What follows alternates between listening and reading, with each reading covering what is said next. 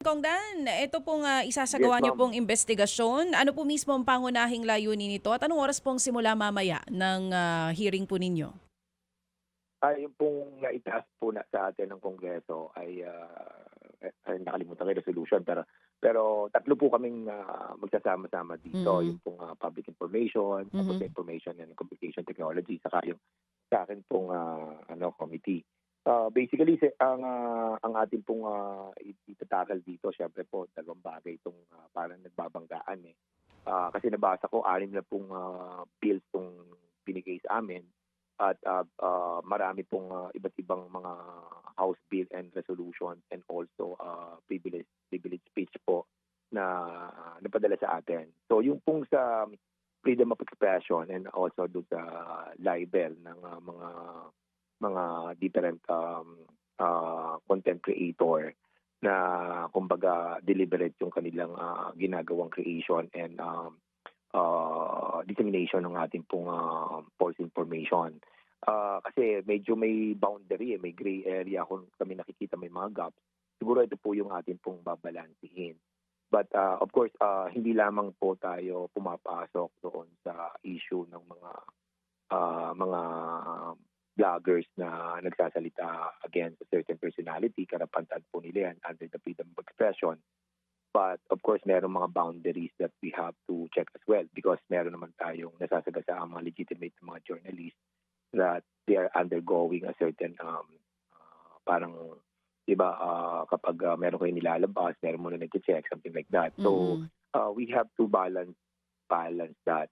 At aside from that, Manong, saka DJ, meron ding mga bills dito na file din po about sa mga digital literacy na kung saan na-educate natin yung ating mga kabataan kasi basically ang mga kabataan yung medyo naaapektuhan din doon sa mga different content na nakikita natin. Might it be damaging sa kanila, Mhm. hindi po natin alam pa sa ngayon and that's the reason why we will be inviting doon po sa briefing lahat ng mga stakeholders. Oo, dito nga po sa gagawing hearing ng Tri-Committee, binanggit niyo po kanina, kasama po dyan ang Public Order, Public Information and Communications Technology. Sa unang hearing na mangyayari po mamaya, ipinatawag niyo po yung mga social media platform at may ipinatawag din po kayong mga vloggers. Sino-sino po ang dadalo sa pagdinig mamaya? Ang alam ko na nag-confirm 'no, yung pong ByteDance ng TikTok. Hindi ko TikTok. alam din sa Mhm. Google Philippines Aha, at saka sa Meta. Meta Philippines. Aha.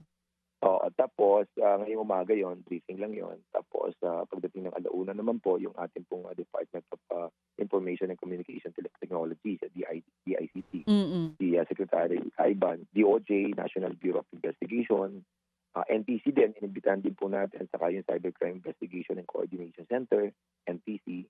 Ayan, yun yung mga iniimbitahan po natin para makita natin ano ba, saan ba tayo nagkukulang. Ako kasi nakikita ko parang nagkukulang tayo doon sa implementation ng panghuhuli sa mga kanto. Kasi kung titingnan mo yung 10175, klaro naman doon yung pati doon sa content-related offenses, nakalagay naman doon. Hindi lamang siya broad, hindi lang siya malawak. Kaya tingin ko ilalawakan natin yon kasi nung ginawa ito noong 2012, hindi pa uso itong mga content creator na ganito ka-wild, no? Walang regulation. I think palagay ko yung for example, yung nag-splice ka para marating mo yung narrative mo and what push you no para gawin yun. So ito yung mga bagay na dapat natin consider dito sa ating 10175. But considering also yung freedom of expression. So nasaan tayo sa boundary yun? So ako, public order ang aking hawak. So I have to check it out kung talagang nag-a-adhere yung mga ginagawang ito doon sa mandato ng ating committee. Most especially kapag tatamaan na yung mga future generation. Tayo, kaya na natin, nakaka-relate na po tayo dyan eh. Kumbaga, una nasasaktan tayo, but eventually nagiging wala na, matigas na yung puso mo, hindi mo na pinapansin. But sometimes yung mga ganun, nagiging parang katotohanan na. So, ang aking pananaw, no, and I want to be clear on this, na talagang binabalanse ko po yung freedom of expression and libelous content na meron naman po talagang penalty naman diyan, yung mga bata. Because ano magiging epekto sa kanila nito, especially vulnerable yung mga utak nila, hindi nila alam kung anong katotohanan at ano yung totoo. So we have to protect our generation and our public in totality.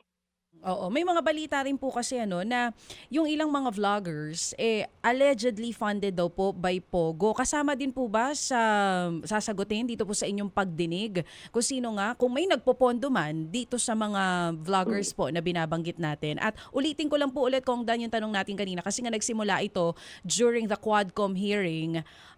Yung pong mga patutsyada dito sa ilang miyembro ng Quadcom, meron po ba tayong mga inimbitahan na vloggers na sa inyo pong pananaw ay sinisiraan po itong miyembro ng Quadcom? Next week pa po 'yan, yung mga resource persons, mga vloggers, Mhm, tapos invite din tayo ng academe, invite din po tayo ng mga legitimate journalists that meron po silang mga parameters, mhm, meron po silang mga asosasyon na sinusunod.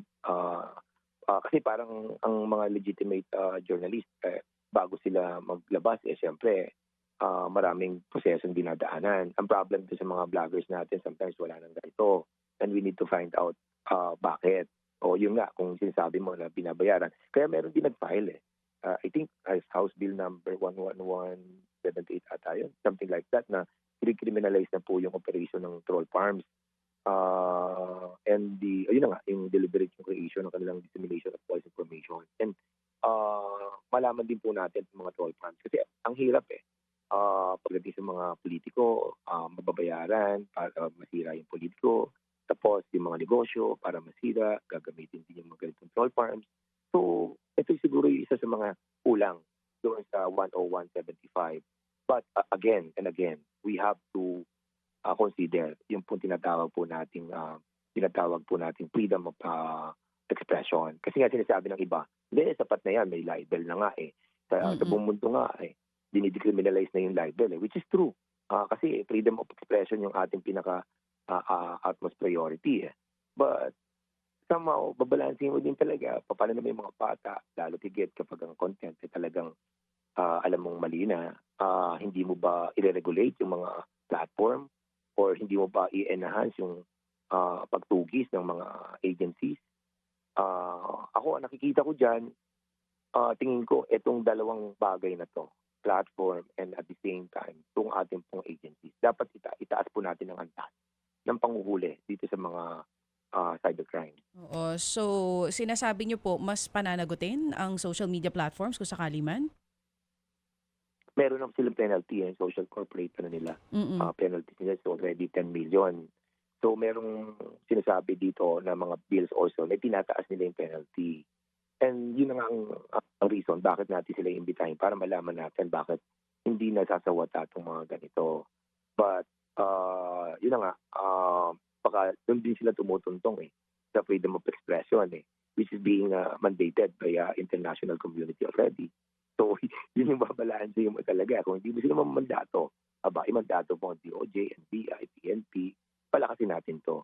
Meron din dito na nababasa ako parang creation of yung parang yung mga critical information infrastructures para i-strengthen itong ganitong klase ng mga abuses.